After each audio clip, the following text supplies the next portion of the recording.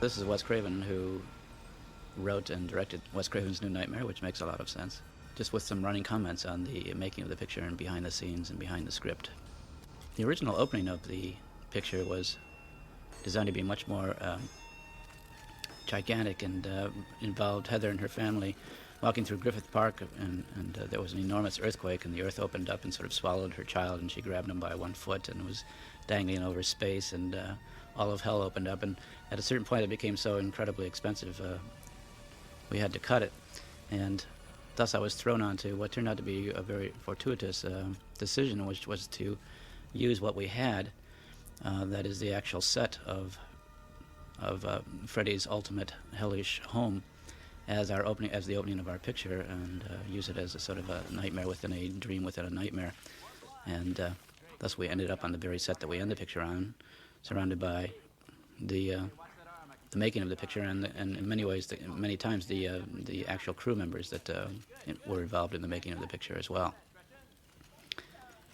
It turned out to be sort of the overriding theme of the picture that there was very little difference between nightmares and movies, or at least horror movies, and very little difference between one's imagination and one's life, and that in order to control one's life, you had to control your imagination, and in order to control your nightmares, you had to control what they sprang from, which was your actual life itself. Speaking of people and crew members and members from the actual production, one of the most principal members is my business partner, and the producer of the picture, Marianne Madalena, here sitting in her chair, as she did every day. And, having Heather saying, Marianne, I've got to go now. Marianne with her head to a telephone, which is our sort of in-joke that Marianne was constantly seen on her cellular trying to call the orders for the scenes coming up in the near future.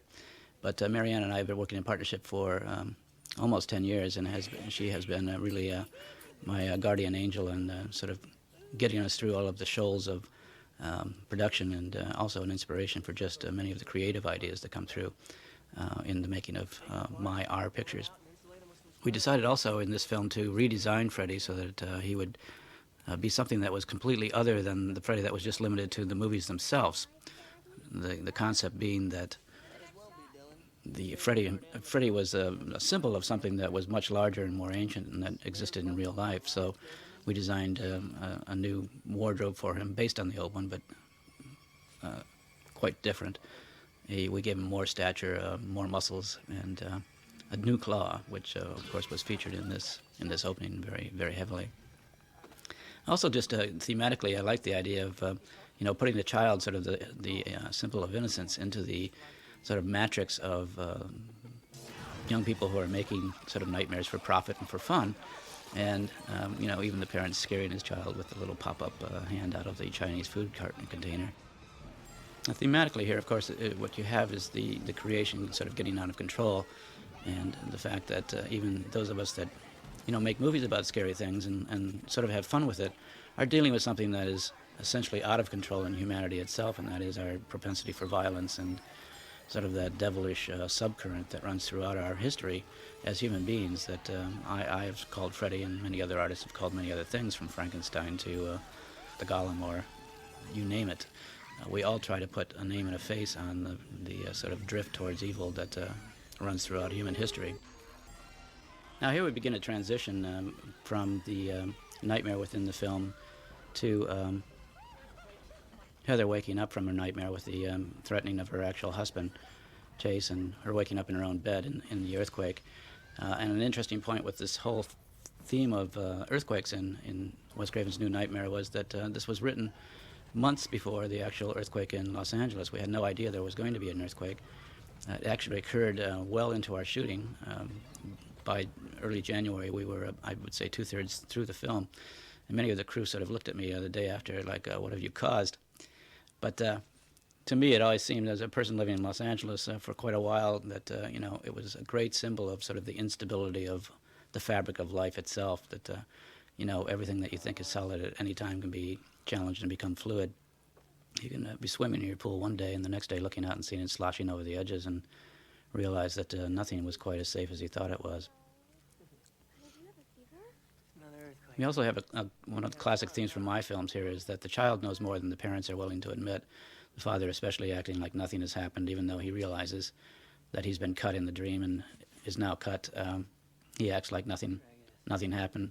Heather sort of intuits that is what has happened, but she doesn't want to talk about it because of the child. And therefore, the child is sort of unintentionally left on his own because he sees the truth quite clearly, but the parents aren't willing to admit the painful truths, and so he runs this sort of a subcurrent of innocence perceiving the evil, but not being allowed to share in the perception of it with those that are supposed to protect him. Now, here we have actual news footage from the Northwoods earthquake, which we cut into the film later after we had shot this scene. When it obviously had already occurred, and we simply used actual news footage of it. This little creation here I actually sculpted myself in the oatmeal, but nobody could quite get the look right. Again, the child being way ahead of the parents here and knowing that something is wrong and has even put a face to it. Going away? Just for a few hours. Julie will be with you.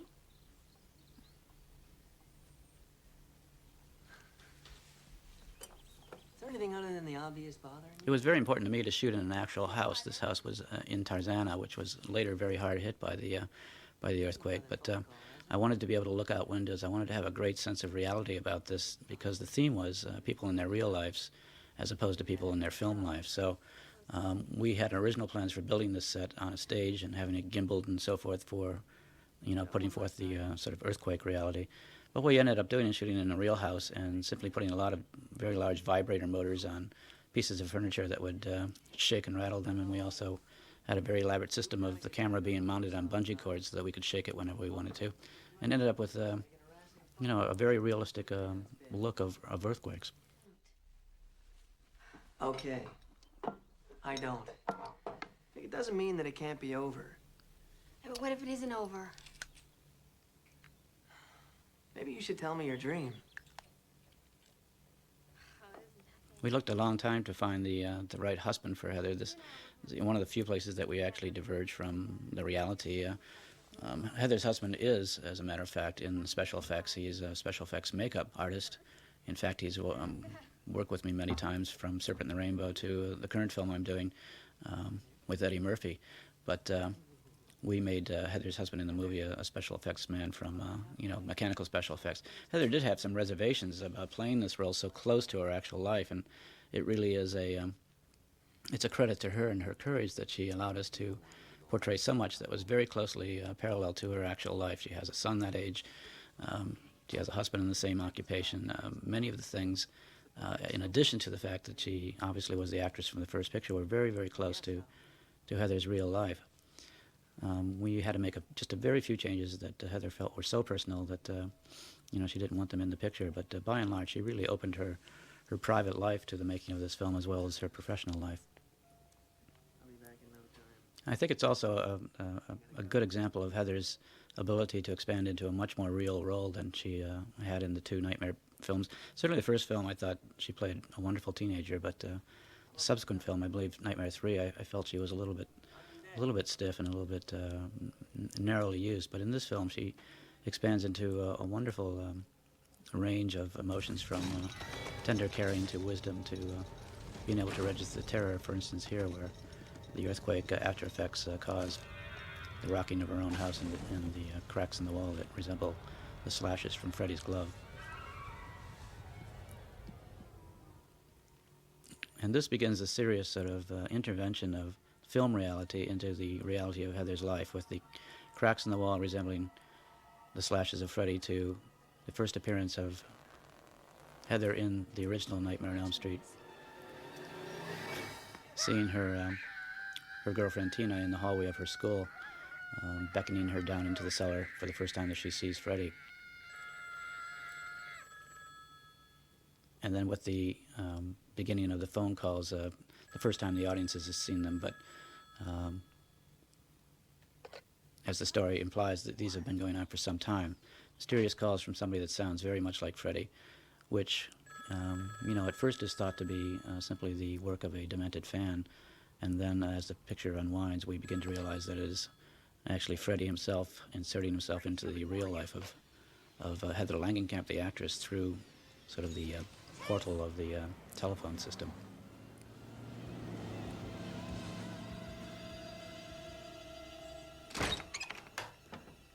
Someone's coming. What?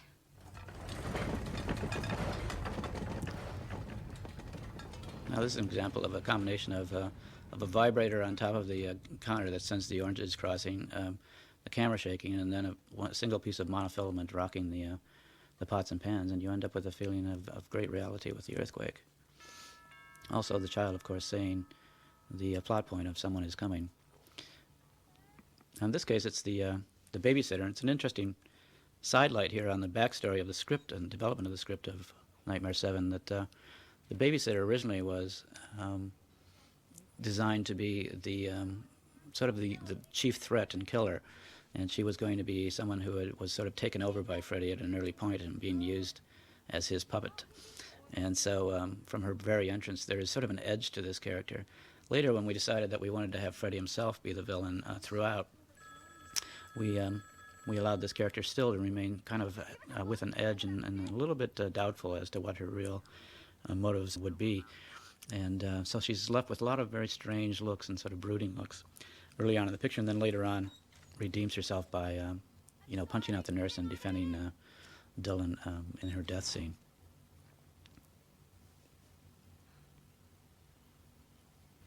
Heather. What is it? I don't know. I just have this weird feeling today. Mommy? There's a kind of theme here of the child. Why do you leave me so much? Of innocence being abandoned, and on different levels. Heather is abandoned by her husband in the sense for his job, who goes off to a distant location, and then the child is abandoned by the mother, who's off to do interviews on the making of the 10-year anniversary of the making of the first Nightmare. If you hear a dog barking in the background, incidentally, his name is Grip, and he's 10 years old. He was brought to me by the key grip of Nightmare on Elm Street 1 at the wrap party. I was found walking along the street, and so in my house there's a lot of Nightmare on Elm Street history, including my dog, who shares the same anniversary as this film. Don't answer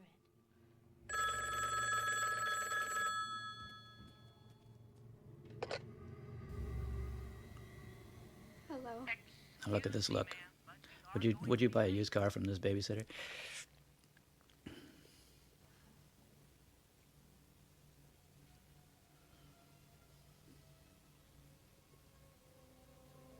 Dylan, I gotta go. Give me.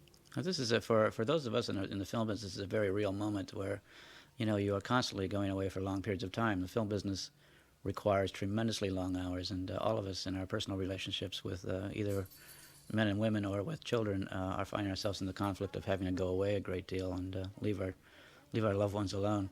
So it's a very real moment for Heather here as an actress and as a character.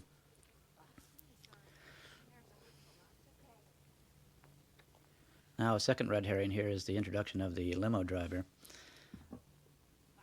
who is portrayed as being quite questionable and sort of gum-chewing and half flirtatious and half evil.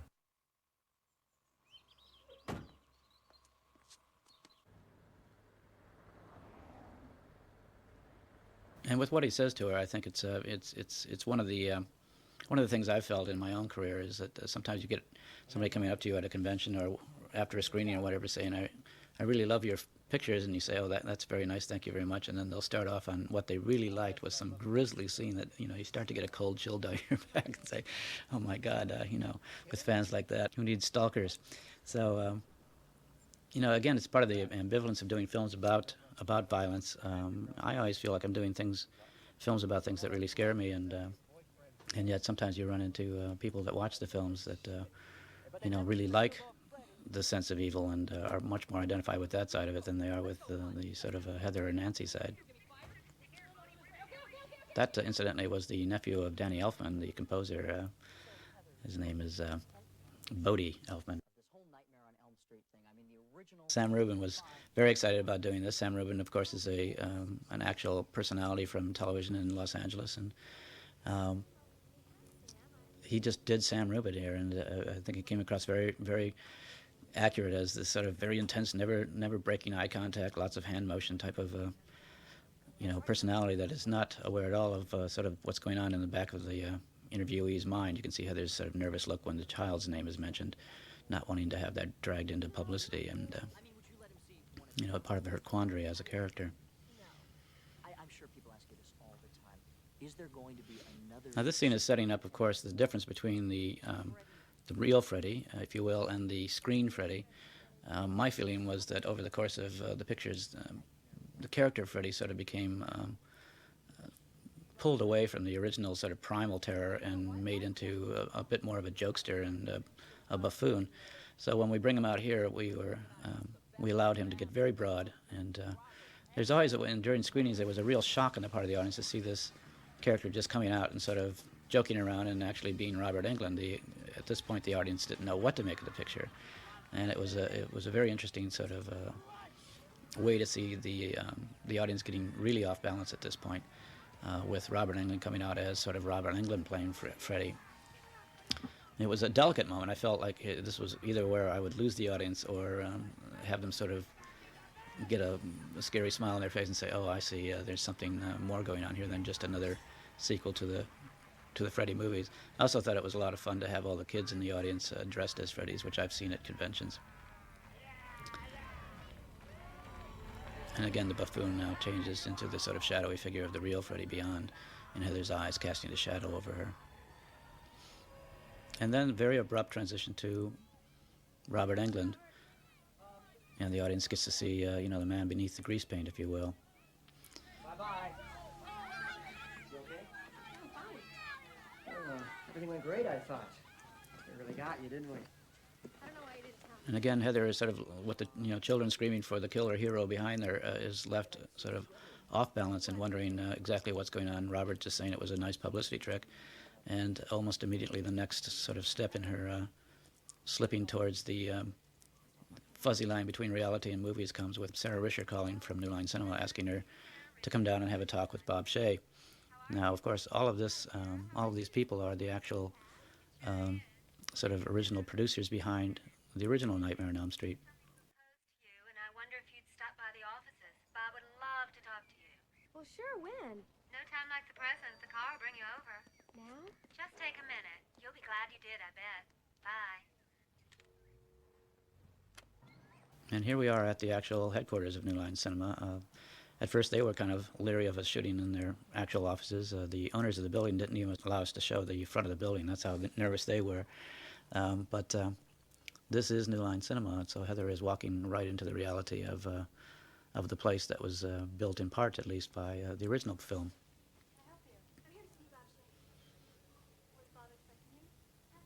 Sarah was very nervous about this scene. She went out and bought a new suit, and she was very happy when we all assured her that she looked absolutely stunning, which she does.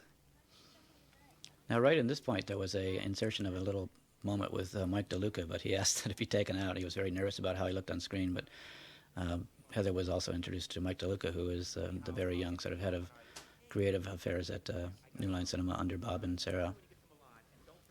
And here's Bob himself. And he's talking, and you can see on the off-screen lines, he's saying, I don't know, he's something of a flake, I believe. But we'll see what happens when the script comes in, which I think was Bob's way of giving me a little jab of a joke. So far, so good.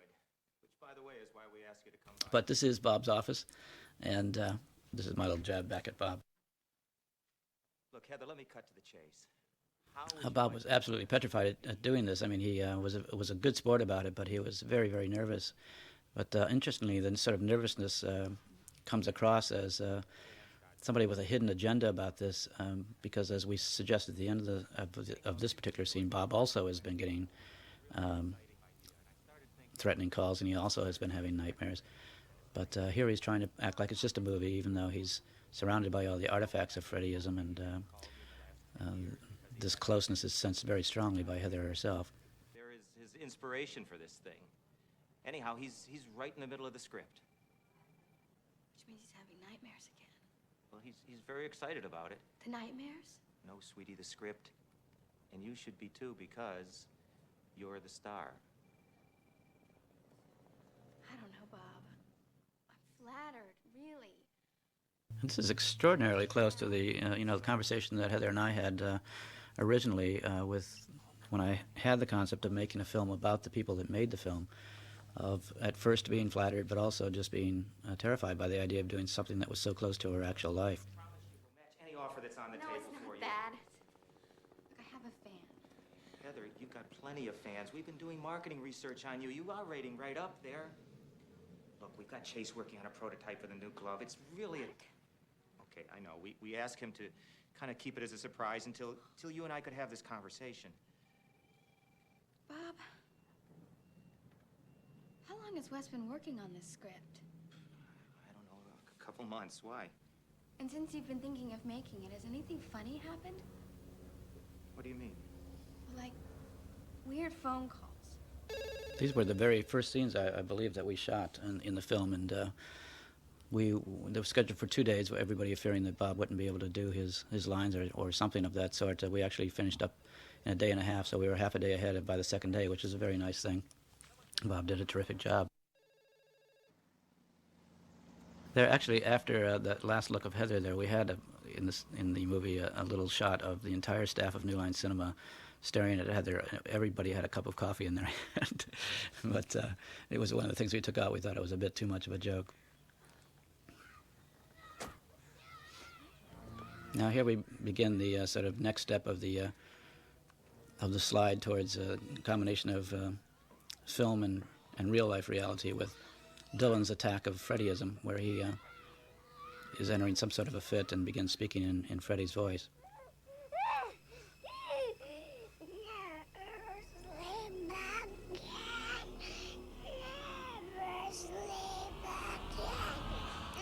This room becomes a very, very important set.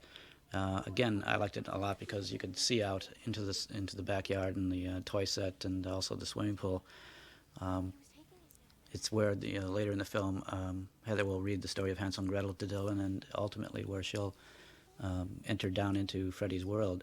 So this, I sort of took it as the symbol of the primal intelligence of the child that's innocent and yet is very, very perceptive, and knows that he's threatened by very, very serious things, including something that could slash his little guardian toy like this. Rex is not going to die. I promise you, sweetie. The child here asks if Rex is going to die, and Heather instinctively says no. And I think when she says that, she sort of has the look in her face that she realizes in some vague but very powerful way that she's in for the battle of her life.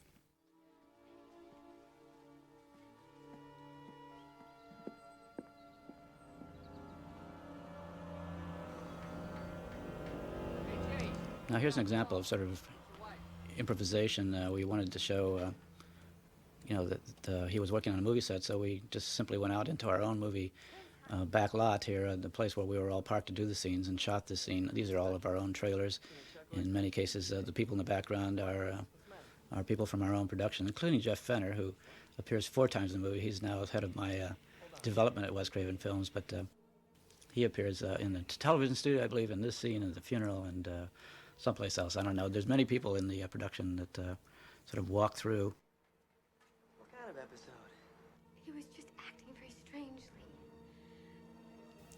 Like somebody was after him. It's scary. It scared me.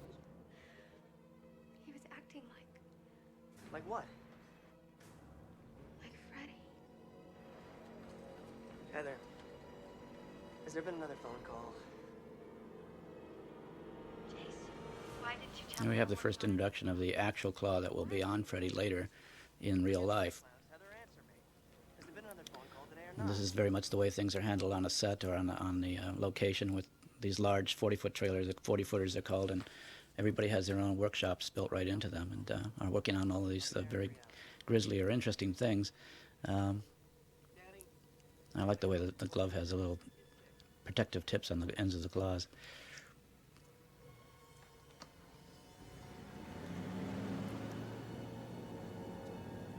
But now, of course, the glove has slipped over to the other side of reality and is gone.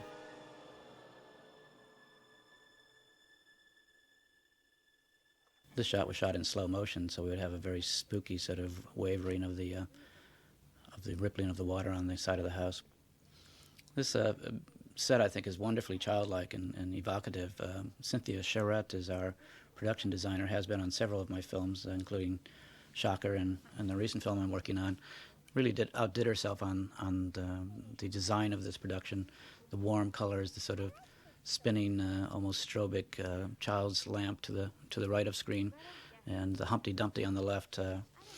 Sort of the figure that all the king's horses and all the king's men couldn't put back together quite the same way as when he started. Even the design of this book and the illustrations, finding the right artist to get sort of the Freddy claws out there on the witch and Freddy colors throughout, so that the child is seeing, again, very accurately the sort of tie-in between reality and nightmares, and for Heather it's between reality and film. I like also that it just shows that even in the child there is this ferocity, and that as much as we as good card-carrying liberals like to think that everything can be taken care of by, thought and control, that quite often the child is drawn towards the reality of violence as a solution too, something that's very uncomfortable for us to think about, but quite often is the actual case in life.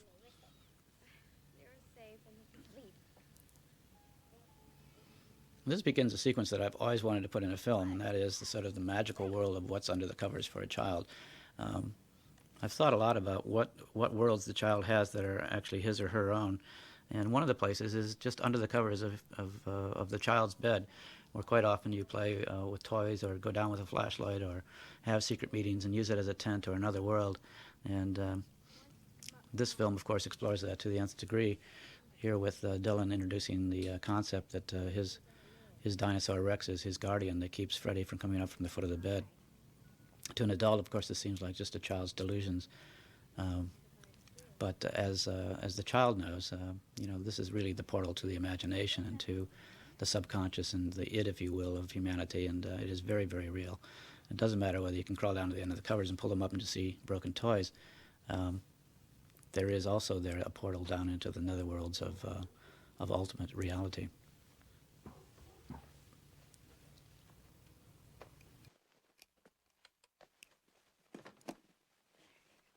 This is also Miko Hughes' first big talk scene in the film, and was proof positive that we had a real actor on our hands.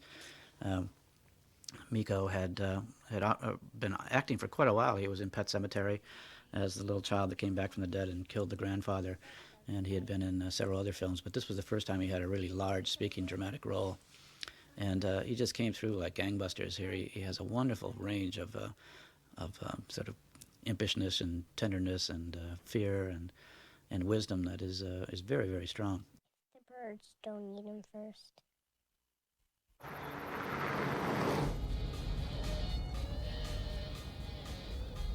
Now, one of the things that New Line felt is that we didn't have enough blood and guts in this film, so this was one scene that we sort of leaned in that direction. The design of the film left us with really far fewer victims than were in the normal Nightmare on Elm Street films. I wanted to make a film that was sort of for the next generation, sort of positing that the mythological fan that watched the first Nightmare would be 10 years older and no longer in his or her teens, but would be more of the age of, Heather and her husband here. So we didn't have quite that sort of body count that most of these sorts of films have. So at one point we had a note from New Line Cinema say, "There's not enough killings. We have to have more killings." So this was one scene that we went for the more gruesome aspect of it. We had a lot of fun working with new sort of digital technologies here. We wanted to have the claw coming out of the seat in a way that was not quite real. In fact, it was Bob Shaye's idea to have it come out sort of like it was coming out of water. And so we shot actually the actor just sitting over an empty black hole, and then all of the fabric of the seat itself was supplied by a computer, including all the rippling and so forth. And we went back into this optical, I would say, 15 or 20 times. It was very, very difficult to actually get a program or an algorithm that would give us accurate rippling, but eventually got it. I think got it right.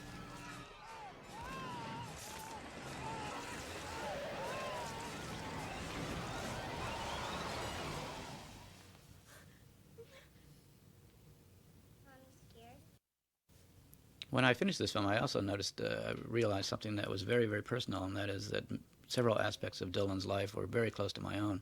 When I was 5 years old, which is about how old we were portraying Dylan, my father died suddenly of a heart attack, and I remember very clearly the moment when my mother got the news.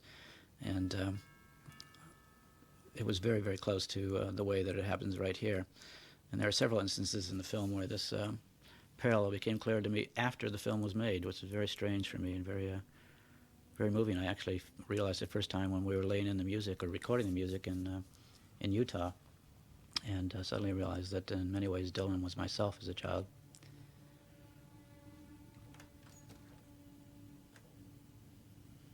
We do an interesting technical thing here, which has been done before, originally by Hitchcock and very well by Spielberg in Jaws, when Bruce gets inside of the sort of inlet, and that is to take a shot of an actress or an actor that is zoomed out and framed in frame, and then to pull the camera back at the same time you're zooming in, so that the shot remains in the same framing, but all of the background changes dramatically, so it goes from sharp focus to out of focus.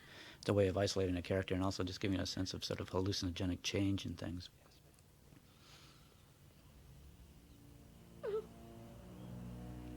Are you sure it's him? We have his facts. You can confirm from that. Now here, Heather is beginning to suspect that things are not quite what they seem to be. By insisting on seeing the body, these sort of feelings she's having from her intuition and also from the things that her son is saying have driven her to go sort of into the heart of darkness here, into the morgue itself, and to look at the body. At this point, she's sort of on an excursion of her own investigation. And I wanted just to capture the sense of these very large, impersonal places with somebody crying off in the background that you don't know and will never know. And bodies in the corridor sort of left there as like cordwood waiting to be processed. Even the lab attendants, it's very subtle and quick, but you can see one of them is eating lunch and has his thermos on the same table as one of the bodies, and he quickly gets it out of the way.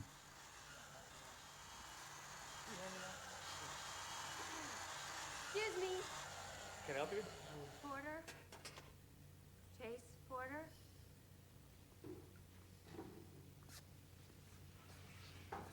It's back here. We had many bodies in here that we couldn't afford to actually order, so K&B, the people who did all the special effects makeup for us, just gave us their spare bodies from the movie Gross Anatomy. That's where most of these bodies come from. Sorry. Now, it's interesting trying to film somebody who's supposedly dead. You might notice the shots are quite short here.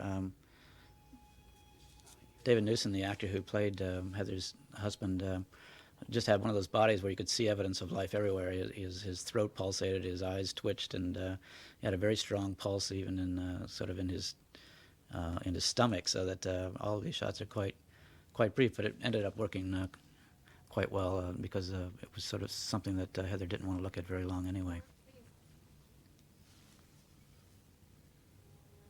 What is that? It was a bad wreck, ma'am. The head's gonna be all right for the funeral and all, but... Now, I don't know if you want to know about what we use for vomit, but it's a combination of clam chowder and bean soup. And the concept of that is that it'd be something pleasant to have in your mouth, but it turned out to be such a rancid combination of foodstuffs that people were actually getting sick just smelling it. What did that? Well, they said the truck was tore up something awful, so you can imagine him not being in, well, exactly top shape.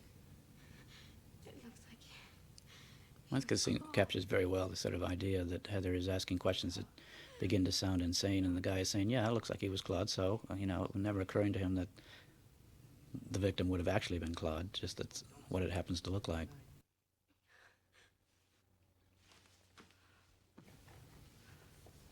So, if you'll just sign.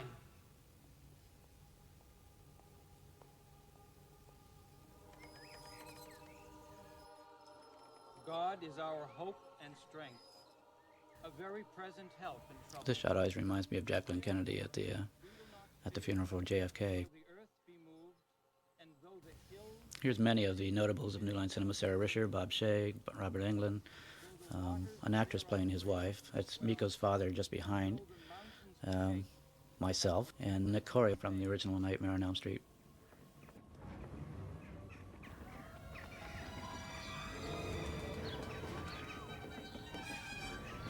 This was shot in the same cemetery that the original Nightmare on Elm Street funeral scene was shot in Los Angeles.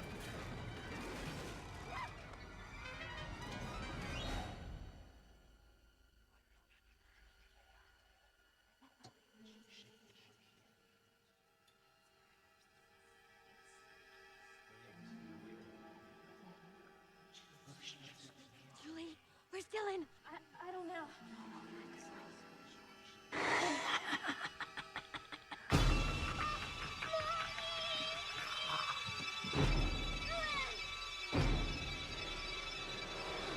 Now, all the down angles here were shot on a special little separate set on the stage.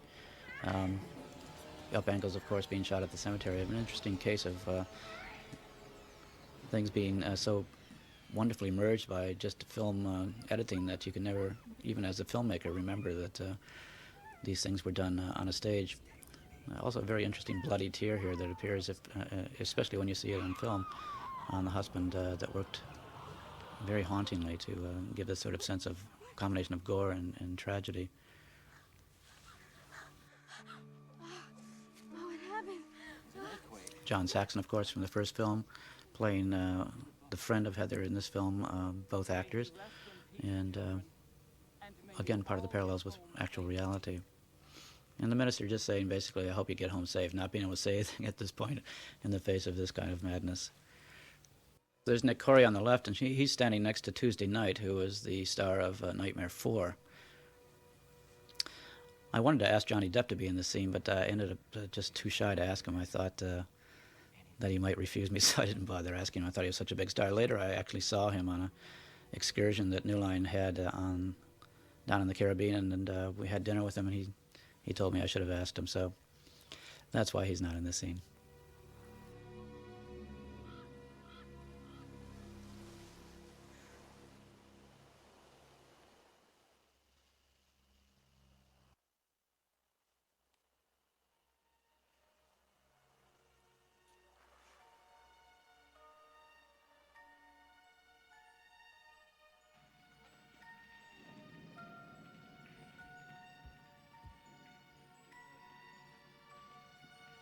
This scene was, there was a lot of pressure from New Line actually to take the scene out. The film was running longer than they wanted it, and they felt, that there were too many instances of Dylan sort of freaking out or acting weird.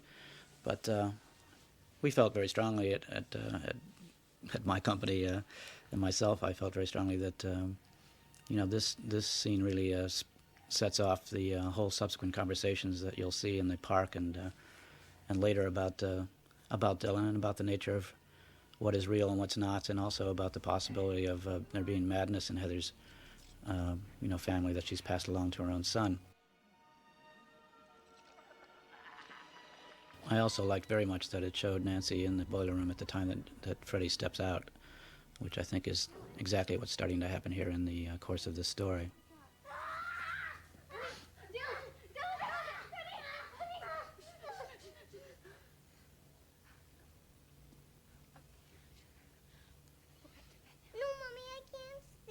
Another little casualty, I think that perhaps wasn't needed but was interesting, was that when she said, "Did you see him in the film here?" he looks over and says, "What film or what movie?" And you see the television set is not only black, but it's unplugged. Did you answer the phone? Dylan, where did you hear that? But we do show that later as the television being unplugged in the final scenes. And, of course, it remains unplugged throughout the whole film after Heather pulls it out at the very beginning saying, "I don't want you watching that stuff."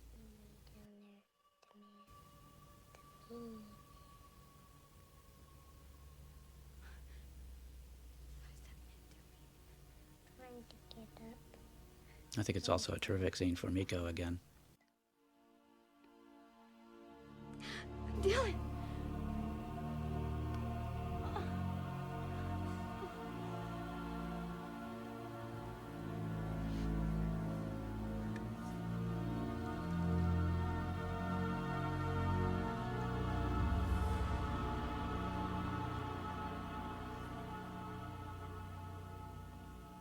This is another one of those scenes that goes very close to my own heart of, being left with your mother and asking, what the sense of all this is, or how can there be a God that allows such things to happen?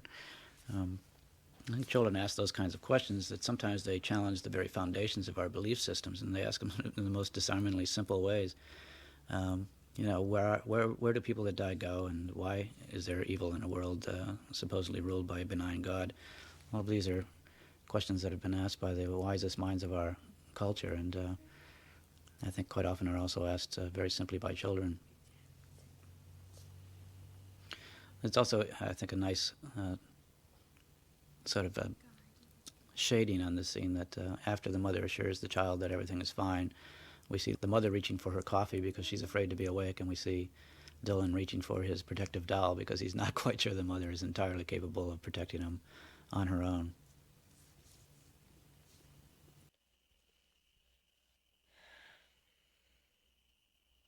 Can you come with me in my dreams?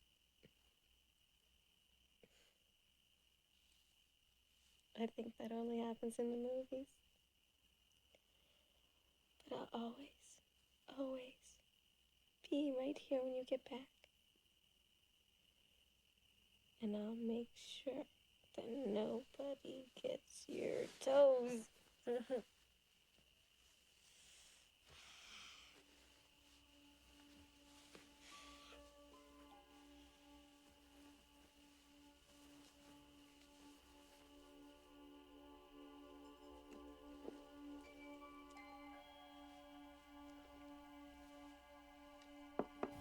He also pulls up his toes just in case his own little protective monster doesn't save him. And we reflect that idea of the sort of monster by, again, Cynthia Sherritt coming into play here with the tops of the refuse baskets in the park having the heads of sort of a gaping mouth. This park was one of the last little small real parks in Los Angeles. It was actually dismantled immediately after we shot this film, and they actually were trying to dismantle it before we shot our scene. This rocket ended up in the backyard of Miko himself. His father bought it and carted it out to their home and set it back up in the desert. Well, it is denial. I don't think that's the case here. Look, if you're really worried about Dylan... We had a lot of fun playing with sort of little insertions of Freddyism in the scene. There's a child on a bicycle with a striped shirt that comes through the background and then right through the foreground during this conversation about Heather's problems. How does a child process a thing like that? And there he goes. And you're not crazy, by the way. Seeing Freddy in that grave feels pretty crazy, and then jumping in. You didn't jump in. That's my memory. It seemed absolutely real. Seemed, not The was. scene culminates in, a near stunt on the part of Miko, which required him to stand atop this rocket, which is 30 feet high, 3 stories high, and the sort of plate on the top of it was no bigger than a dinner plate. And so all throughout the shoot, we were taking him up high places. We would take him up on the scissor lifts or the condors that we used for, getting equipment up high. We would take him up on the top of any set we could, and along with his father and along with his stand-in, so that we, made a constant sort of game of getting used to height, so that by the end of it, we could, put him up here and have him comfortable being there. He's actually quite a brave little kid and very, very athletic. He has the ability to go into a hallway and climb up the walls, pushing his feet on one side and his hands on the other, and go right up to the ceiling. So he's quite a remarkable young man. But the way we did this in order to be safe is that there was what we call an armature, a steel sort of band running straight up through the back of his pants legs and connecting to a steel strap that went around his waist. So he was actually very firmly on this platform he ends up on. But he nonetheless had to be left in that position. So we were on 2 sets of cherry pickers talking to him while he was fastened onto this thing. And then at the very end, we all had to pull away and leave him. And he had to act like he was falling off and bend over sharply from the waist and do all these things that anybody on such a perch would be terrified of doing. But he did it not only very bravely, but very well and in character the whole time. The final fall was done by a young circus performer, a 13-year-old, very small for his age, who did the fall into the airbag.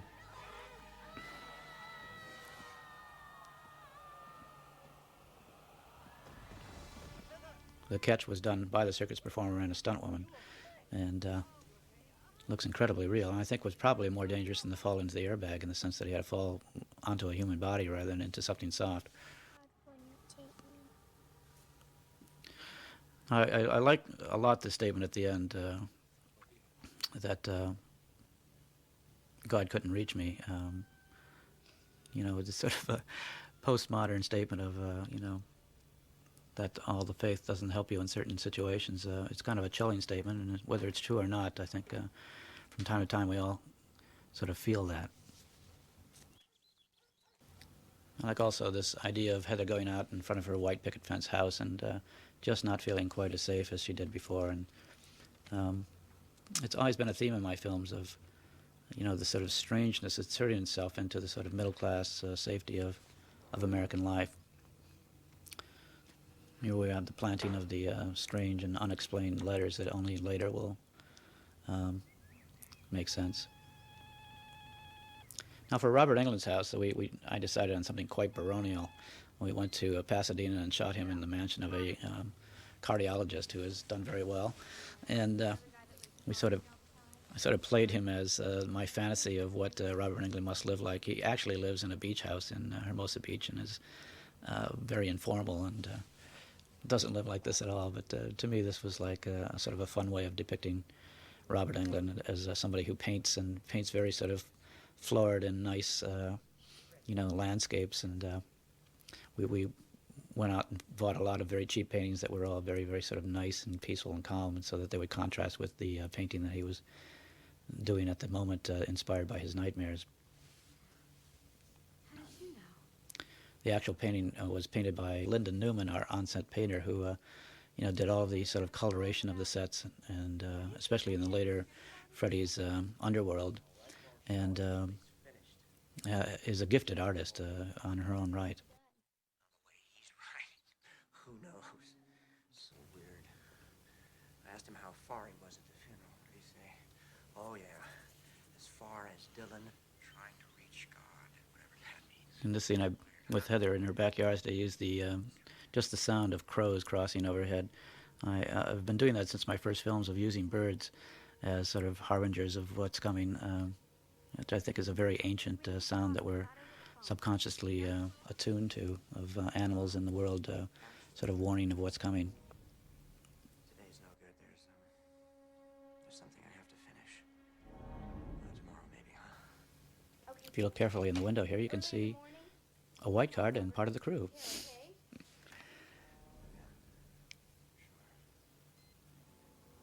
Here we have the revelation of the painting itself.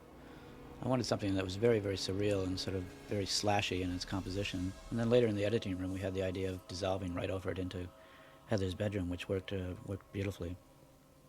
Now in this scene, you can see that lamps and the bed itself is actually moving if you look carefully. I wanted it to be very subtle, but everything in the room was on gimbals or levers and was moving very subtly to give an idea of a world that was coming sort of unglued at the seams.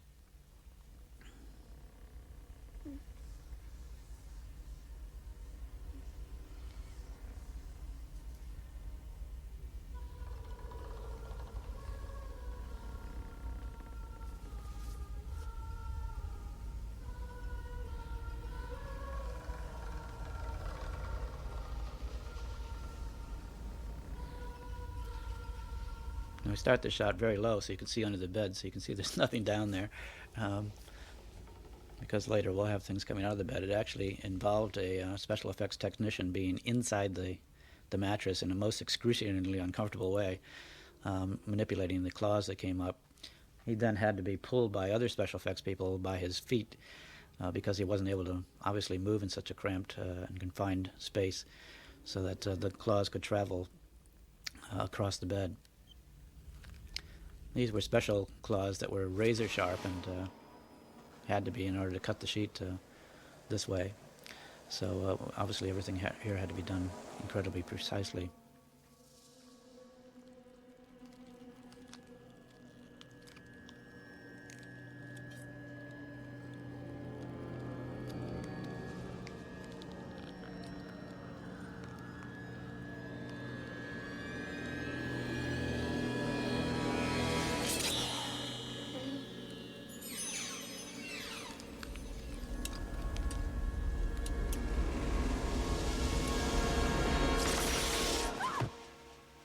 This is one of my favorite types of montages where you build a scene that seems to be in and of itself the scare, the threatening of the glove, and then she wakes up and, oh, it's only a nightmare. And then just as you think it's sort of over, you are drawn into a second frightening moment, which is, with something even more profoundly unsettling and frightening, so that you no longer have a sense of what is reality and what is a dream, which is sort of how I feel about life itself.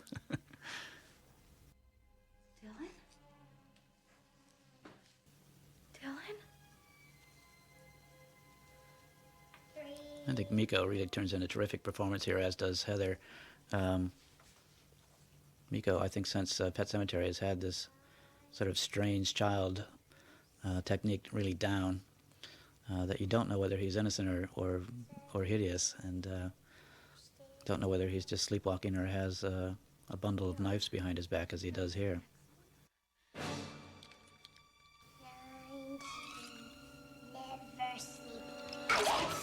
When we shot this sequence, all of the adults on the set were horrified that the child was walking around with this on his hands. And of course, Miko and his stand-in were fascinated by it and were running around, sweeping at everybody, so that we had to sort of watch them very carefully.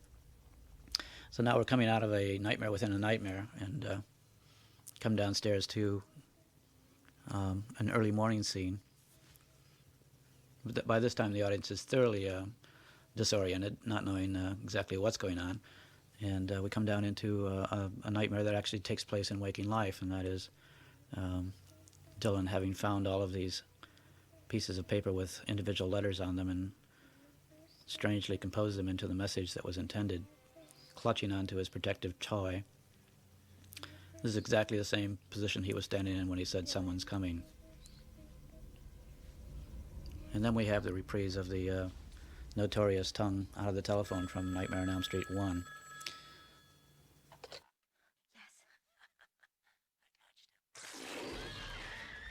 Dylan throwing up the foam like this involved us putting sort of bicarbonate of soda in his mouth and then giving him a swig of water just before we went on the tape, which he hated, but willingly did about 6 takes of. And then it was an even later inspiration to have the foam coming out of the telephone as well. It's a good example of the sort of collaboration that goes on making of a movie, where everybody is funneling in ideas and sort of cross-fertilizing themes and ideas from the original script. What's your trigger event? Trauma. Now here we have the introduction of Dr. Hefner, which was intentionally sort of a backhanded tribute to the head of the MPAA until just this year, Dr. Richard Hefner, who was the bane of my life for much of my film career, censoring virtually every film I made and causing me to make cuts that I didn't want to make. So he ends up having his namesake in this film, who is the doctor who thinks that Heather and what she does is pretty screwed up and causing the problems with this child.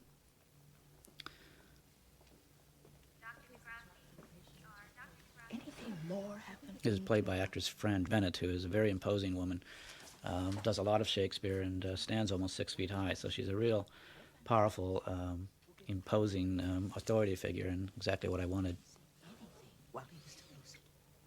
Here we have an idea of Heather backing up her son so that they become sort of allies here, clearly for the first time, where she says, no, there was no other thing that my son said, which keeps her son from further scrutiny and allows her to sort of slip into an alliance with him, where they both now share the same reality.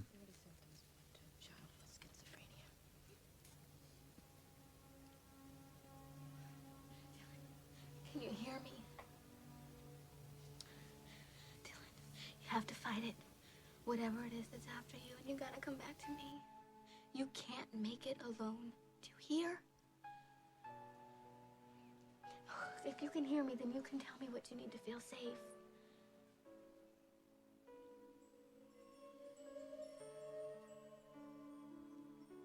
Rex? Is that what you want? Watching this film silent as we are now for these comments, one of the things you don't hear, but I still am constantly aware of, is the music, incredible music of J. Peter Robinson, who came onto this film from having worked with me on Nightmare Cafe and did such a stunning job of evoking the sort of combination of horror and tenderness in scenes between the mother and child, and between these two and Freddy and all of his forces. Have to come out from where you are, so that they'll let you come home to Rex and to me. Time for your medicine, cowboy. Coincidentally, this is Lynn Shay, who appears in many, many New Line movies. This is the sister of Bob Shay, and also played the school teacher in Nightmare on Elm Street 1, who was in the classroom when Heather saw her vision of Tina in the doorway in the body bag. It's a very sweet, sweet woman. Well, I've used in other films, too. One of my Twilight Zone, she had a starring role also. Good, atta boy. Come on, now lie down and take a little nap. You should get some rest, too. He's going to be fine. We're going to do some tests, and then you can come back later. Can you get that other side, please? I grabbed his things. These are his favorite pajamas here. Honey, I've got to go. I love you, Dylan. Remember what I said. We'll take care of everything.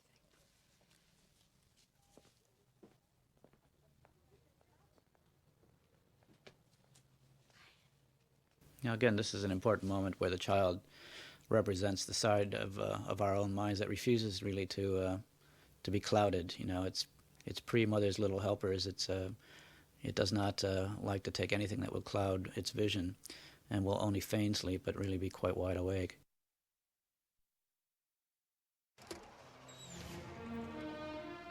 Now, the sequence I had some fun with. We have actually two doctors coming by just listing off just horrible diseases that human beings are prone to.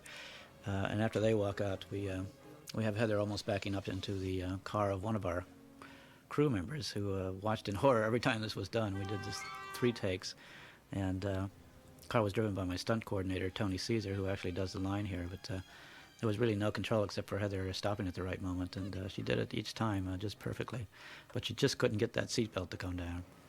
Now here we slip into, after the earthquakes actually happened in Los Angeles, we sent a second unit crew out with a stand-in for Heather and her car and drove them by. This is the freeway overpass that collapsed. And we also have Northridge University and the parking structure there, which is this shot. And we also have, I believe, the Kaiser Permanente medical building in Santa Monica that had to be torn down immediately after the shot was made because it was so badly damaged. And plot-wise, we have Heather calling Robert, one of the people that she could rely on, and finding that he is no longer in town, that he's basically just gotten out.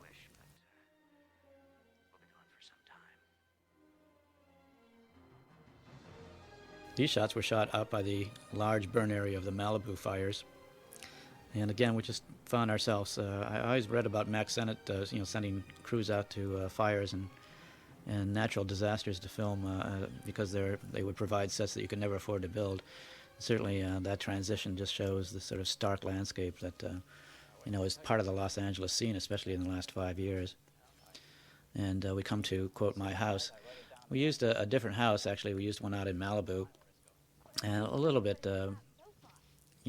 blew up the image of the director. I wanted to play myself as sort of a half of a confidant and half of a person that was determined to make his own film no matter what it might cost Heather. I thought that was kind of a fun twist to put on myself, and maybe more accurate than I'm comfortable admitting.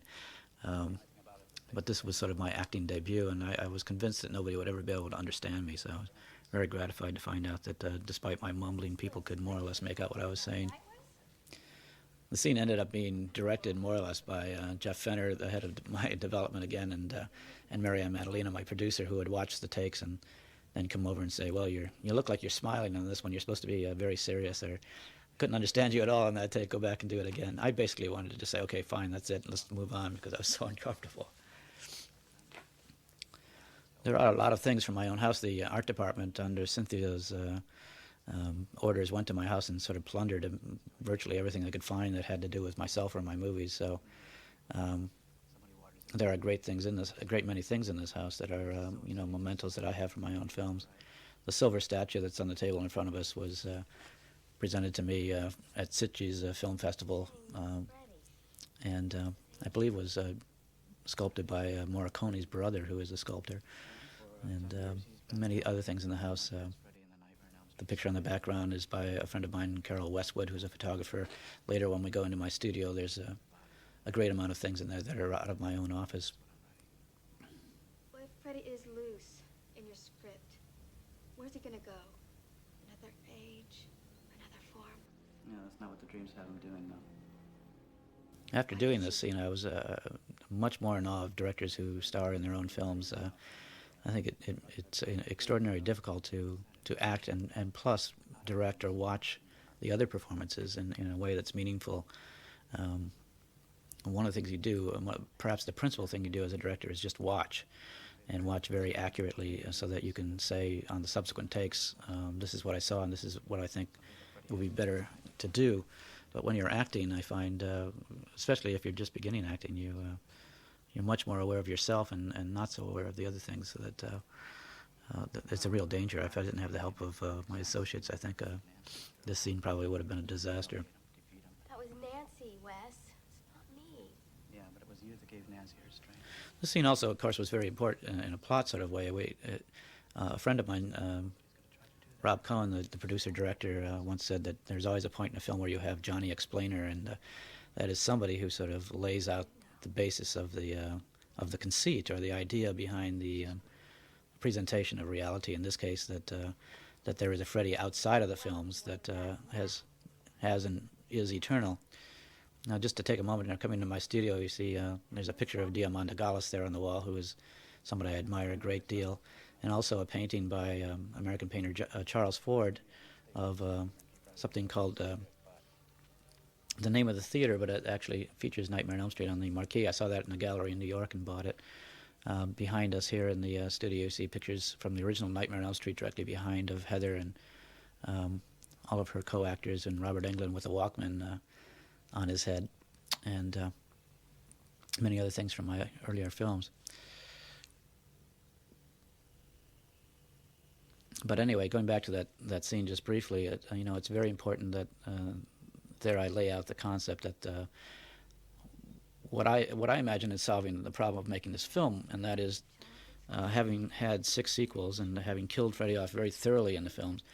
When I originally talked to Bob Shaye about doing the film, I said I can only do it if I can find a way to bring him back that isn't risible, isn't just stupid, And Bob and Sarah agreed with me, so it was only at the moment that I thought of jumping completely out of the sort of narrative of the sequels and going into the making of the films and the people that made them, and how the making of the films influenced us all, but also how Freddy is about something that's much older than any particular series of films and much more real. That it wasn't until that time the film really sort of clicked into place for me. And so that scene where I tell Heather that basic concept, if you will, is very important for the film.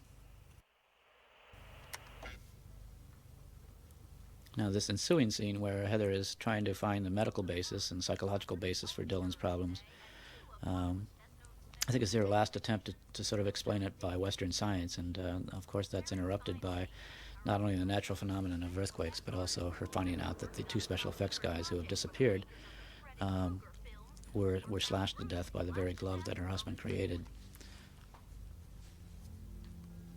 And this sort of is the point where all hell starts to break loose.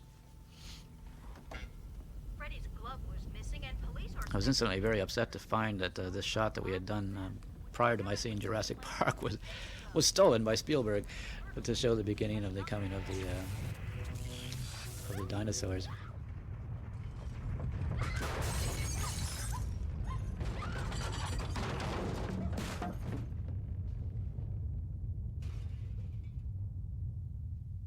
Now this scene is interesting because it's sort of the emergence of Freddy into real life, and is parallel with the earlier films, Nightmare on Elm Street 1 specifically, of Heather being burned during the classroom nightmare when she goes down into Freddy's boiler room.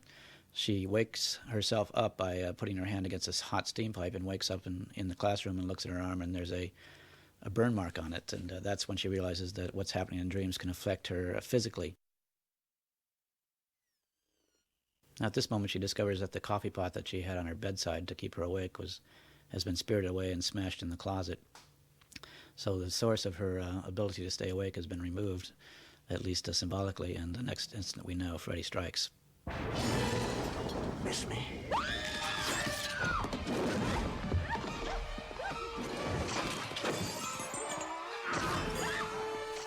This scene is a good example of the sort of art of Patrick Lussier, who is our editor. A discovery, I like to think, of mine. He worked for us as one of two editors on Nightmare Cafe, a very short television series we did in Canada. And I liked his work so much we kept in touch. And I told him at that time that my next feature I would like him to cut. So over the months and almost I think a year from the time of that project to this, we kept in touch, and I helped in getting him down into the United States, and he became the editor of this. New Line at first was very worried about that. He had never cut a feature before, but he is extraordinarily gifted and very facile on the new technology of editing, which is on machines such as the Lightworks, which this film was cut on. So that shortly after you shoot a film, you can be looking at what appears to be a finished cut. It would be typical on this shoot to shoot a major sequence and the day after, or the day and a half after, to have a complete cut, including sound effects and music, that you could look at and see exactly what you had. And also was very inspiring for actors and for crew. I had this really terrible dream about Dylan. I had to come and see him. You must think I'm crazy. I don't. Is he all right? Now, this is sort of the beginning of the transformation of Tracy Mittendorf's character of the babysitter, where you realize that she's been having bad nightmares too, and she's swinging over into the side of those who are being victimized by Freddy. Of course, for Heather, it's the discovery that she has truly been wounded by this encounter with Freddy, and for the doctor, of course, it's a sign that this young mother is completely unstable and unworthy of having responsibility of the child, which, of course, for both Heather and for Dylan would be their worst nightmare. I need to see Dylan. In the background, you see a trio of nurses. One of them, you see later, there's a nurse who was actually my daughter Jessica, who has a small role in this film and has done a lot of cameos in my films. She's now not in the business and is teaching junior high and high school. They are. It happened in tonight's earthquake. It happened just 15 minutes ago. I think in this scene, Heather represents me and the doctor represents Hefner of the MPAA. We're basically saying, you are screwing up our kids by being involved in these sorts of things. And, Heather and myself feeling like we're dealing with things that kids see and perceive very strongly, and that we ourselves have experienced. And if you don't do art about it, you, in a sense, will be more mad than ever because you won't be acknowledging some of the most important primal truths. The man from your films? Freddy Krueger? With the claws? Is that who he's afraid of?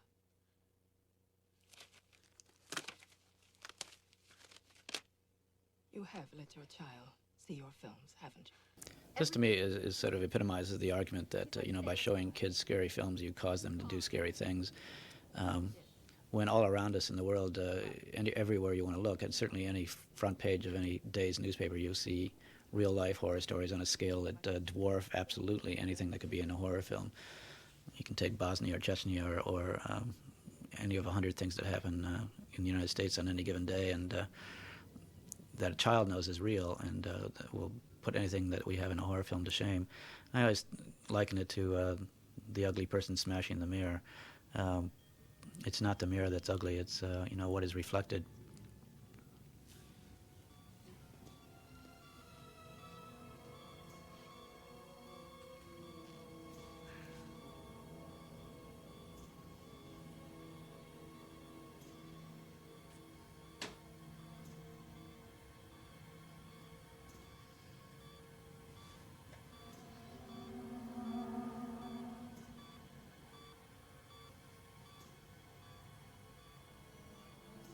I guess part of the silly consistency of my making films is it's always necessary to show some point when the person falls asleep. If we're going into a nightmare sequence, as this turns out to be, that one brief little nod of the head is all it takes for Heather to slip into the nightmarish world of what's going on in her perceptions of her child, and in sort of Freddy's molestation, if you will, of this child. Now, this particular moment of disgust was attained by having a sort of a metal tube that ran up the side of Dylan's head and swerved around into his mouth in such a way that you couldn't see it from the side, and then was pumped out by, of all things, a sort of a racing 10-speed bicycle pump. And we had to do this scene several times. The first time it didn't really work, but it did succeed in sort of covering Heather in this horrible glop of mixed soups. And we also released in this scene something like 3,000 flies, none of which showed up on film for whatever reasons, but filled the room and was all over the crew and cast. And when we had to reload the sort of pump, Heather was left alone in the room, sitting covered in this sort of fake vomit and flies. I went in and had coffee with her at a certain point, and she just was good-naturedly saying, "I'll just wait until you're ready to shoot, and we'll shoot." But after the entire scene was over, she made a point of coming up to me and giving me a huge hug, which smeared me with the stuff too. We took him. You look so exhausted. Frankly, we didn't want to wake you. Besides, the young woman Julie. I forgot to mention also the streak of silver hair in Heather's hair, of course, is the same thing that happened to her in Nightmare 1 too. So we did a great deal of sort of cross pollination between the two films, of Heather being pulled back to the situation of the first Nightmare when she was the original actress that did battle with Freddy. This again is my daughter's little cameo here.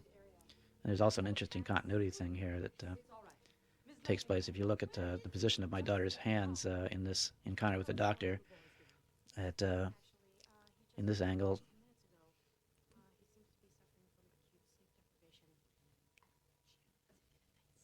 her hand is down and there it's up. Where is he? Heather! I've got someone here who wants to see you.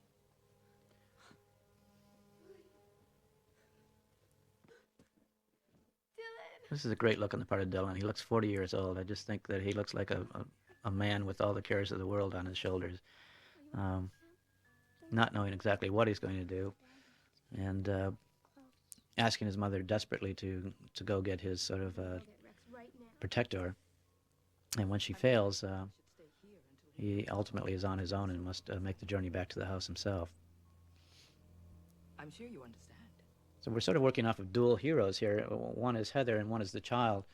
The child, in some ways, being even more important because he is, the purveyor of the innocent viewpoint. And shortly after this, Heather is stopped by the doctor and the security of the hospital and circumvented from being allowed to go back and get the doll for Dylan, and she's carted off sort of into a separate room where she's examined for being perhaps mentally incompetent. And the child is on the time clock, if you will, of desperately trying to stay awake one or two more minutes, but knowing that he can't remain awake much longer. Julie, don't let him out of your sight. What's going on here? Your hair's turning gray. Julie, keep him awake. Understand? Now here, Heather is exactly, right after the moment that her hair is touched, and we're all reminded of Nightmare 1. She says almost exactly the same line she says in the first picture of "Whatever you do, don't fall asleep." Do you mind? What the hell is this? Just a quick word, Miss Langenkamp, for Dylan's sake.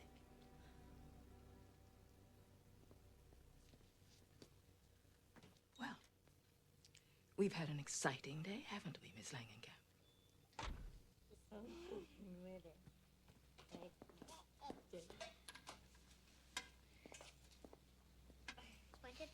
My daughter is now teaching, among other things, courses in film to students in Brooklyn, and she's become quite the hero to her classes. They call her the needle nurse, as we called her, and she plays this sort of smug role of somebody who takes part in the deception of a child in order to get him to sleep. And, of course, in the larger sense, it's this sort of impulse on the part of the controlling society to have all of us anesthetized has always been sort of a key theme of my films, that, the central necessity to remaining free and independent or in control of your own life is to remain awake in a conscious sense, to know the true information and to see through the lies. This is also Tracy Mittendorf's sort of turning point, when she punches the head nurse. Everybody in the theaters cheers, and everybody knows that she's on the side of good and not evil. And I will.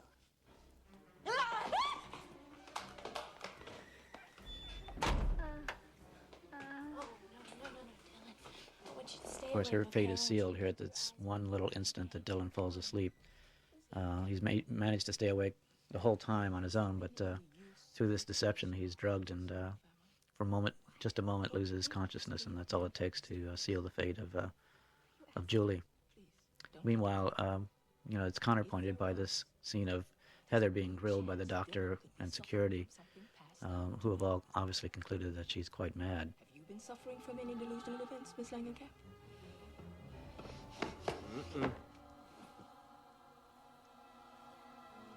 This man from your films, Freddy Krueger, have you been seeing him? No.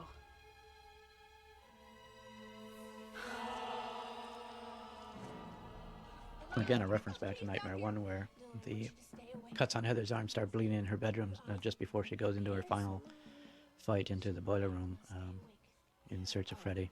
Drugs and treatments, Miss Langenkamp. We could put Dylan in foster care for a short while, just long enough to run some tests on you.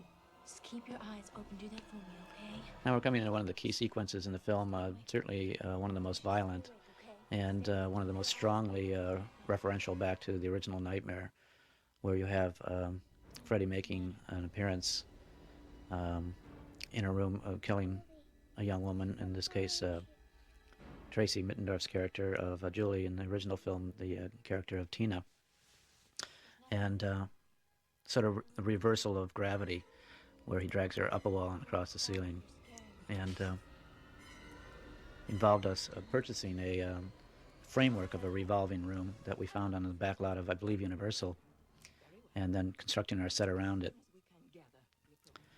So while Heather is doing her final struggle to get free of the sort of minions of the good doctor, we have the beginning of this very, very frightening assault on Julie and murder of Julie. So it was quite an elaborate rig. The entire room was able to be rotated. And it was a combination of Julie, or Tracy actually, the actress, having to sort of be in this room as it was rotating. All the cameras, of course, were affixed to the end of the room in such a way that they remained stable. The technicians, the cameraman, Mark Irwin, our DP, and the person on the second camera had to be sort of rearranging their footing at each step of the way as the room rotated. They had to sort of scramble around and try to keep their eyes to the eyepieces. And everybody sort of just acted as best they could while this room rotated. All the shots of Dylan that are in the room as it rotates, of course, had to be done with a stunt double who was strapped to the table in such a way that he could remain pretty much immobile. This shot, for instance, end up with a very sort of chilling reversal of gravity that is, again, one of those primal certitudes that can be revoked at times, from time to time, by nature, and is always very frightening. That, along with the earth is always solid, being revoked by earthquakes.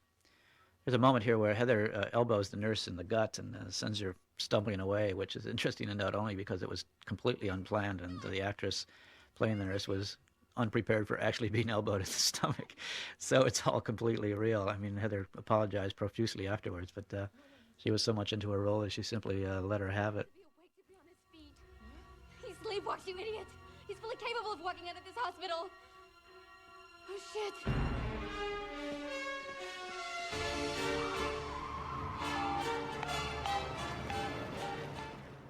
Now we're moving towards one of the big set pieces of the film, which is the chase across the freeway in Los Angeles. For years and years, I'd always felt while driving that one of the most frightening things you could ever put in a film would be a fight sequence or a flight sequence of some sort that was in the middle of a freeway at night, because everybody travels at such great speeds in Los Angeles, and I can't think of a place where you'd be more unprotected than being afoot on a freeway in the middle of the night. So, of course, my perverse mind thought this would be a wonderful sort of impediment to Dylan reaching his home and the protection of Rex if he had to cross the freeway. So we devised this scene, which was, of course, very carefully storyboarded and attained through a multitude of technical trickery, but also a great deal of bravery on the part of Dylan. We used Dylan walking through camera compacted by telescopic lenses. We used a digital insertion of Dylan into the scenes by putting him onto a special rear projection set.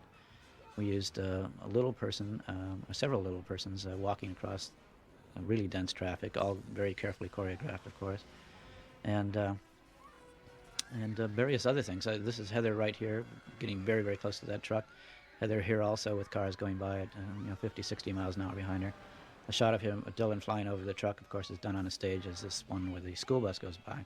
So it was a very, very elaborate construction of various technologies. This tanker truck actually drove over the stunt woman. It was devised in a way that its rear wheels were able to be turned in such a way that it could be steered.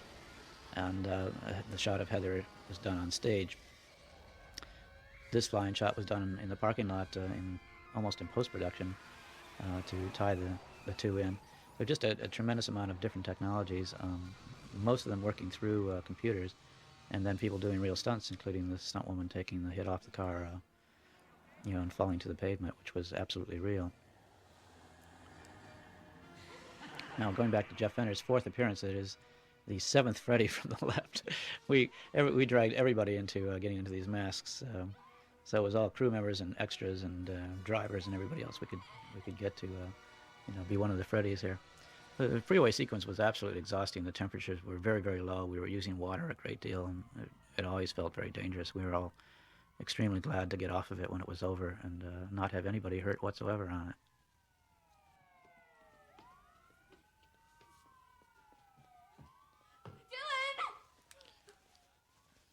Now we're reaching the point in the film where Heather is very close to being dragged over into the reality of the first nightmare. The appearance of John Saxon, his friend, slides very eerily into his character as her father in Nightmare 1 as the police lieutenant. The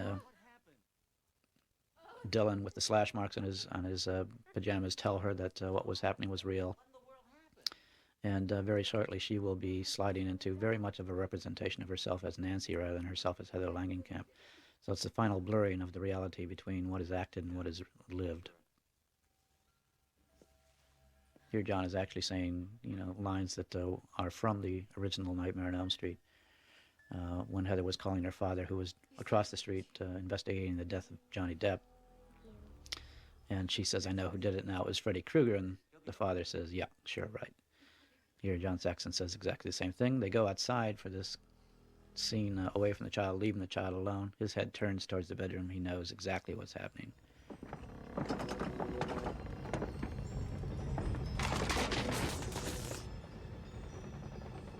This scene also is evocative of the first film, with Freddy coming out of the bed of Nancy at the very end of the film. What the hell is going on, Nancy? Why are you calling me Nancy, John? And here's the transition.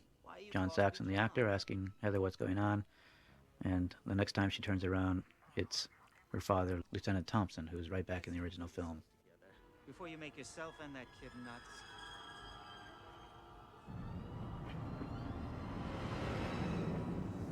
John! Would you call Robert? Robert? Robert Englund. You know, the guy who plays Freddy. Freddy who? Freddy Krueger. Nancy.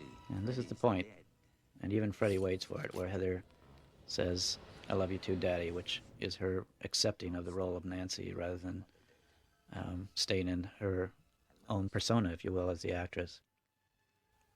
And from that point on, she is very much in the world of Nightmare on Elm Street 1.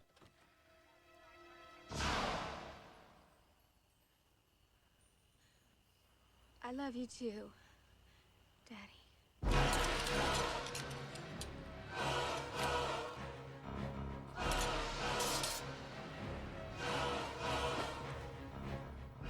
That's my foot, incidentally, and this shot is my tribute to Nosferatu, one of the famous early classics of horror.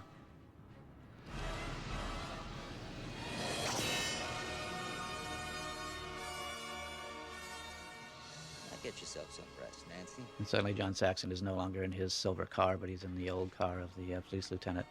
Pulls off with the light swinging, and we actually shot this on the original street of Nightmare on Elm Street, which is right in Hollywood off of Sunset Boulevard. Heather turns around, or Nancy turns around, and finds herself in front of the original house.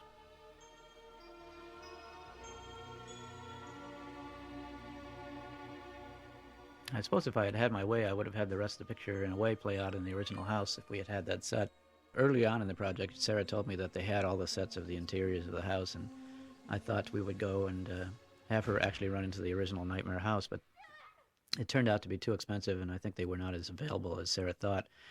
And initially I thought that was kind of a loss and we had to go back to the original house, but looking back at it, I feel like if you had run into a completely strange house with all of the sort of resonance that has taken place throughout the film, Heather grabbing, a knife from the same rack that Dylan had made his little clawed hand, the same television set playing the film again, I think we would have lost a great deal. So again, I think it was one of those things where budget came in and imposed a restriction that turned out to be a blessing. And here we see John Saxon saying the same lines as the character that he said just moments before in the house, before Heather had to assume the role of Nancy. She finds herself in the original pajamas. And interestingly enough, I had kept, I don't know why, but I kept a big box in my garage for 10 years of all the original wardrobes. So we had the original pajamas, we had the original jacket of John Saxon. We actually had many of the same pieces of wardrobe that we were able to use again. It's also an interesting way to see who had put on how many pounds. Now we move into the sort of, reiteration of the theme of Hansel and Gretel, with Dylan leaving his trail of breadcrumbs, in this case the sleeping pills that the hospital gave him that he refused to take. That leads Heather to the final portal of Freddy's world. Dylan.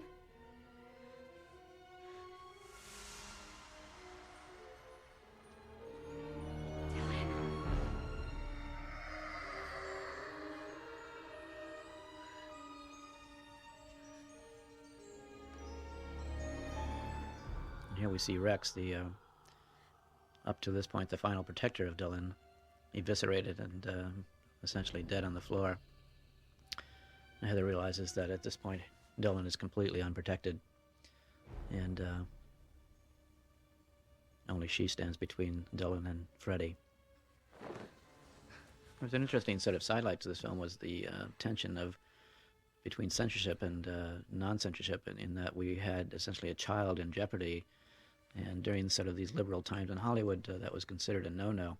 Of course, for me, the child representing innocence was perfect, and so there was always the fear that when the film was over, the scenes like the Freeway scenes and scenes of Dylan wearing claws and everything else would get us an X or an NC-17 and cause all sorts of censorship problem, which has happened to be a great deal in the making of my films and is always just absolutely agonizing.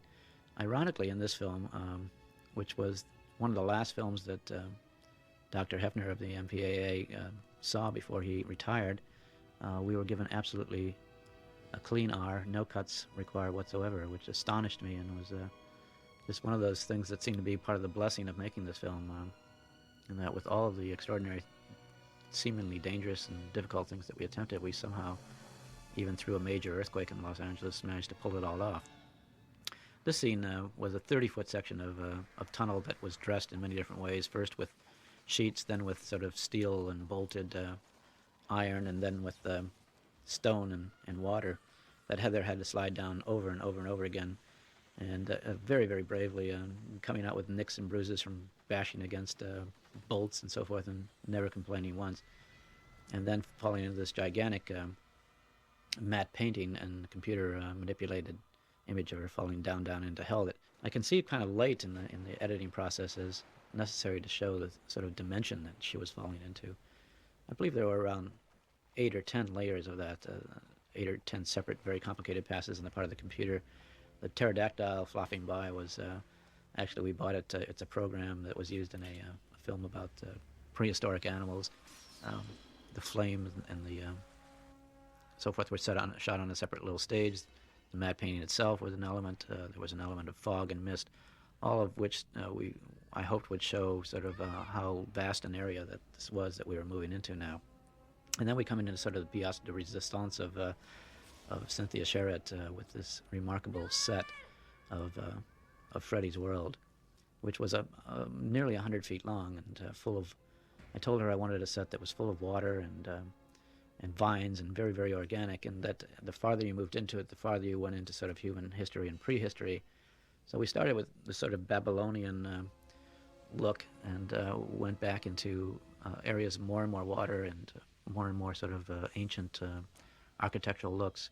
There's also, the names of rivers from Dante's Inferno, and the thing is redolent with all sorts of symbology from various mythologies of Western and Eastern civilization.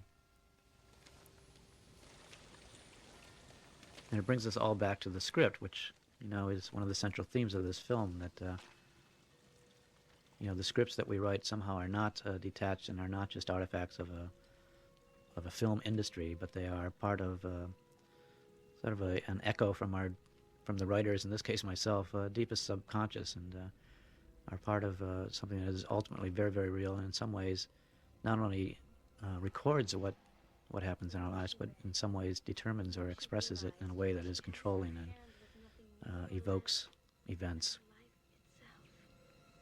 That everything she had experienced and thought was bound within these pages. There was no movie.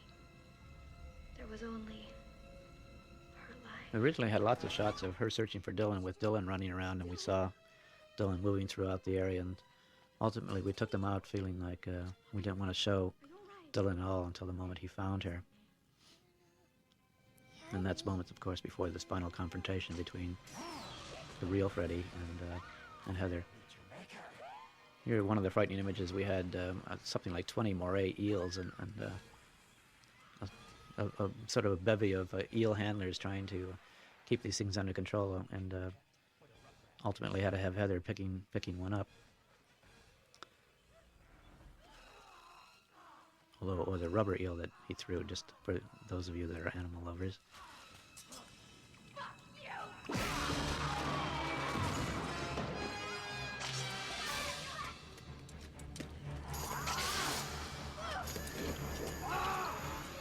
This is one of the few things that we went back and shot extra on.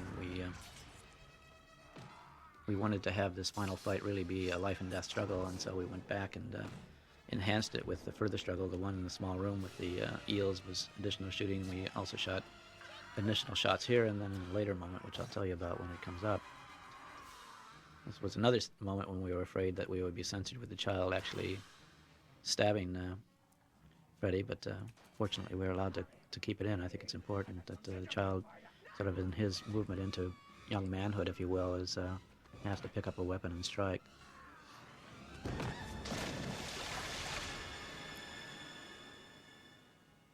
This particular moment right here was one of the first times that we had Miko Hughes in the presence of Robert Englund made up.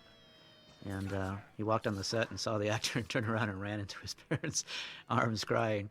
So we had to spend about half an hour just having him talk to Robert Englund and get used to the idea of this.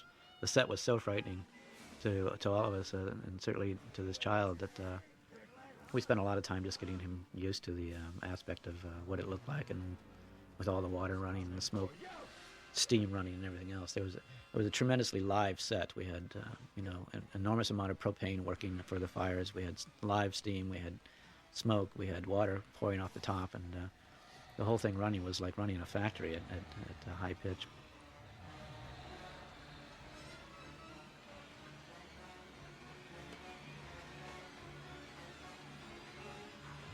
Part of the tribute to Mark Irwin, our cinematographer, would be that this set was much, despite the fact that it was 100 feet long, was still much smaller than it appears to be. The way he captured the huge dimensionality of it and the use of fire and lighting was, I think, really extraordinary. Mark has the ability to move very, very fast, and at the same time to capture things in really magnificent detail and nuance, in color and tonality, and use of light and fire and other things like that. He shot all the original Cronenberg films up through, I believe, The Fly, and is another talent that came to us by way of Canada. Here again we have a reiteration of the original film. Nancy being stuck on the staircase once again, struggling to get free. This came from early research we did on things that were universal in nightmares, and one was falling, one was drowning, one was being stuck in something that didn't allow you to run when you wanted to run. All of these things, I'm sure, going back to ancient times and probably the La Brea tar pits.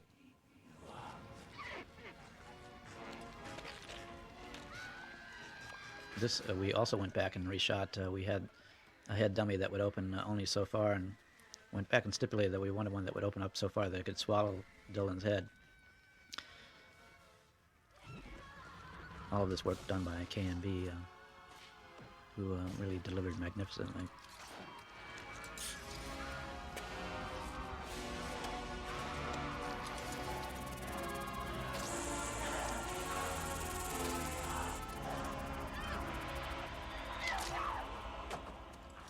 Now this is another part that was enhanced from the original. It used to be that they just shoved Freddy in and closed the door. And our test audience said that Freddy died too easily, and we sort of agreed. So we went back and shot 2 days of just tongue business here with this extraordinary sort of resurge of energy on the part of Freddy, and this very, very sort of frighteningly intimate attack that he does with his tongue, and Dylan's ultimate vanquishing of this sort of lingual snake type thing.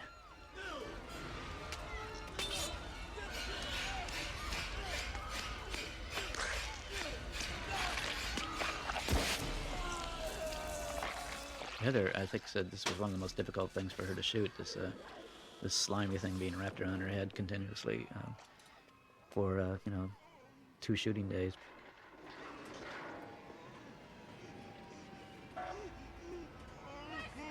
Now Freddy's movement now away from being just Freddy and moving towards the revelation of himself as sort of the primal monster that he is and that he moves in and out of. Again, a long series of morphing shots to attain this.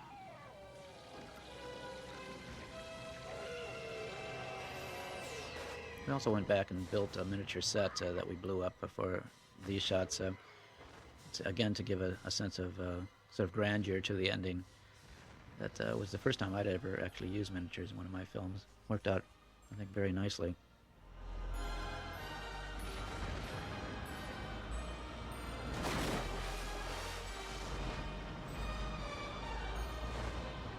We even introduced miniature elements into the final explosion here on the matte painting.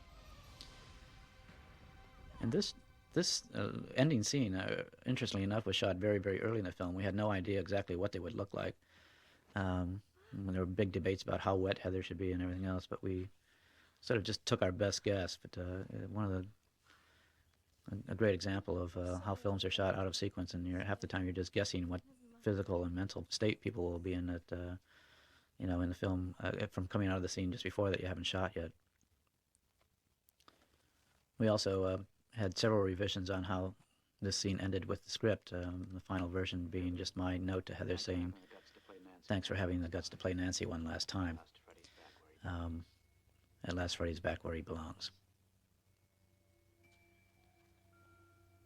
And glancing back through the script, you see actual descriptions of scenes that we have shot and that are in the film.